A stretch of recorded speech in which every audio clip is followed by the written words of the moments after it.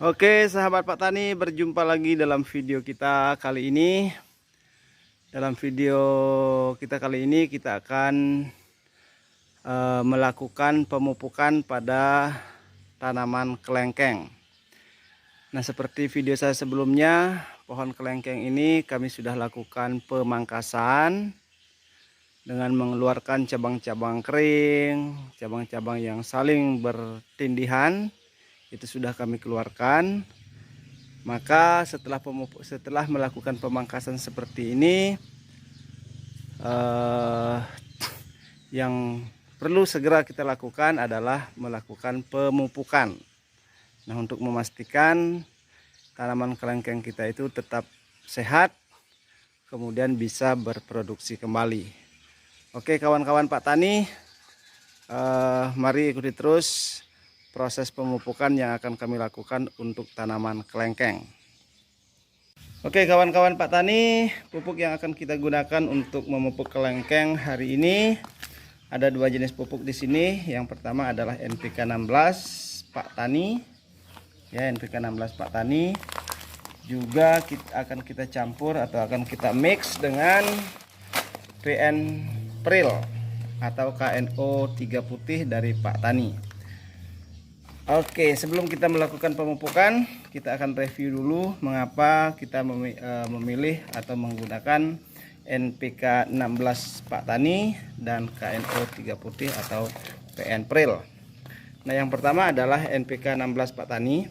Jadi NPK 16 Pak Tani ini adalah yang pertama pupuk yang memiliki kandungan unsur hara, nitrogen, fosfat, kalium masing-masing 16%. Kemudian pupuk ini diimpor langsung dari Rusia. Nah, selain mengandung unsur hara makro yaitu nitrogen, fosfat, dan kalium, satu-satunya pupuk NPK 16 yang juga dilengkapi dengan unsur hara mikro adalah NPK 16 Pak Tani, di mana kandungan unsur haranya di sini kawan-kawan bisa lihat mengandung unsur hara makro yaitu nitrogen, fosfat, kalium. Kemudian ada magnesium, juga unsur hara mikro yaitu kalsium, sulfur. Kemudian ada boronnya, ada zinc, ada Cu atau copper, dan juga ada mangan. Nah, itu artinya pupuk NPK 16 ini sangat lengkap. Selain mengandung NPK, juga mengandung unsur hara mikro. Oke kawan-kawan Pak Tani, itu sebabnya mengapa saya menggunakan NPK 16. Karena unsur haranya lengkap.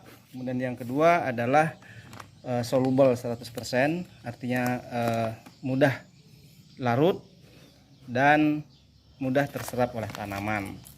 Nah, kemudian di sini akan kita campur dengan NPK Pril, PN Pril atau KNO 3 putih. Nah, mengapa kita gunakan ini juga? Karena kelengkeng yang akan kita pupuk ini adalah kelengkeng yang sudah produksi, yang sudah berbuah. Nah, untuk itu kita membutuhkan kalium yang lebih tinggi agar setelah tanaman ini sehat nanti langsung bisa berproduksi kembali, di mana kandungan unsur hara daripada PN Pril ini adalah mengandung unsur hara, ya kawan-kawan bisa lihat di sini. Jadi kandungan unsur haranya di sini ada nitrogen sudah dalam bentuk NO3 atau nitrat sebanyak 13% dan potasium oksida atau kalium K2O sebanyak 45%. Jadi karena tanaman yang kelengkeng yang akan kita pupuk ini adalah kelengkeng yang sudah produksi, kita membutuhkan unsur hara kalium yang tinggi. Jadi kita akan menggunakan NPK 16 dan KNO 3 putih. Nah, untuk dosisnya, karena ini kelengkeng seumurnya sudah hampir 8 tahun, jadi pohonnya sudah sudah cukup besar. Jadi kita akan menggunakan dosis 1 kilo ini untuk satu pohon. Kita curah dulu. Oke, kita masukkan dulu 1 kilo NPK 16 Pak Tani. Jadi NPK 16 Pak Tani warnanya seperti ini ya, birunya tidak biru sekali, seperti ini. Jadi ini menandakan bahwa pewarna yang digunakan oleh NPK Pak Tani ini rendah, karena pewarna itu juga dalam jumlah yang banyak juga dikhawatirkan berisiko untuk kesehatan tanaman. Jadi NPK 16 Pak Tani birunya seperti ini, tidak terlalu biru seperti NPK biru yang lain, karena memang dari sisi pewarna tidak terlalu banyak. Oke, berikutnya PN Pril. Di sini kita akan menggunakan perbandingan 1:1 atau 1 kilo NPK 16 dan 1 kilo PN Pril atau KNO 3 putih. Jadi kita akan timbang dengan menggunakan timbangan elektrik seperti ini. Kita start dulu dari 0. Ya, ini sudah 0. Kemudian berikutnya kita masukkan KNO 3 putih ini sebanyak 1 kilo.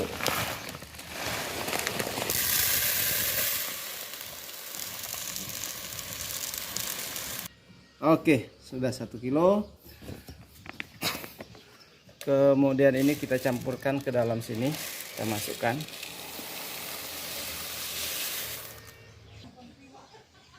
Selanjutnya kita aduk merata. Oke, sahabat Pak Tani, pupuk ini sudah kita aduk secara merata. Selanjutnya kita akan melakukan aplikasi atau pemupukan.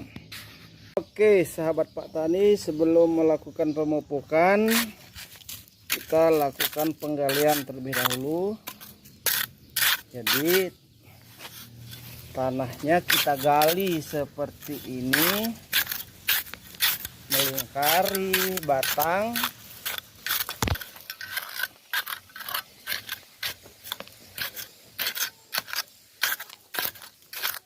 Jadi ini alatnya sederhana, hanya menggunakan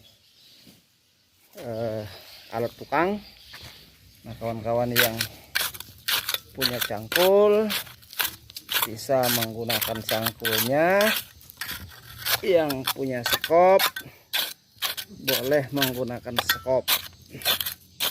Intinya adalah bisa membuat lubang untuk kita masukkan pupuknya nanti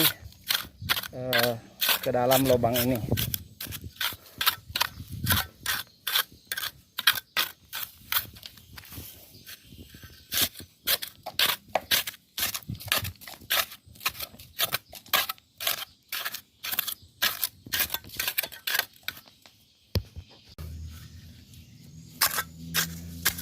Lubang yang kita buat tidak perlu dalam, sahabat Pak Tani.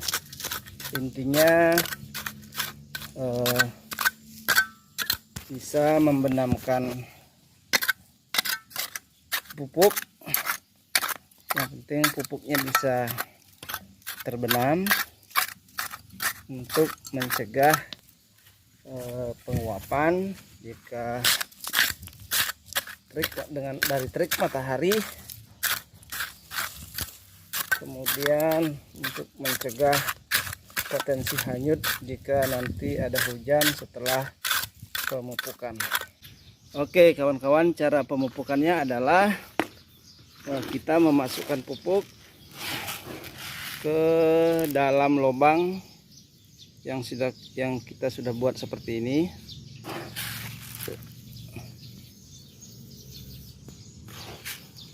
Jadi upayakan secara mendapatkan bagian yang merata. Jadi pupuk kita masukkan. Oke kawan-kawan Pak Tani, setelah pupuk sudah kita masukkan ke dalam lubang seperti ini secara merata, maka langkah berikutnya adalah melakukan penutupan lubang yang di dalamnya sudah ada pupuk. Tujuannya adalah untuk mencegah penguapan dari teriknya sinar matahari dan mencegah hanyut jika ada hujan. Jadi lubang ini kita tutup seperti ini.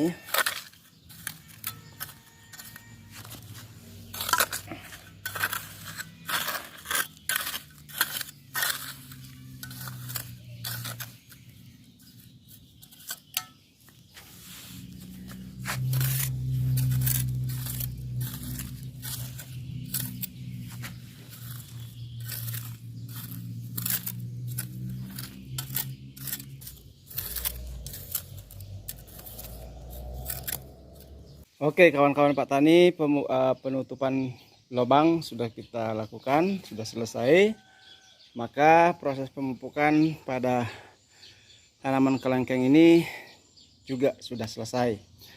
Demikian dulu video sederhana ini saya buat. Semoga video ini dapat memberikan informasi buat kawan-kawan untuk melakukan pemupukan pada tanaman kelengkeng. Dan metode atau cara pemupukan ini bisa juga diterapkan untuk pemupukan pada tanaman-tanaman yang lain. Terima kasih dan salam Pak Tani.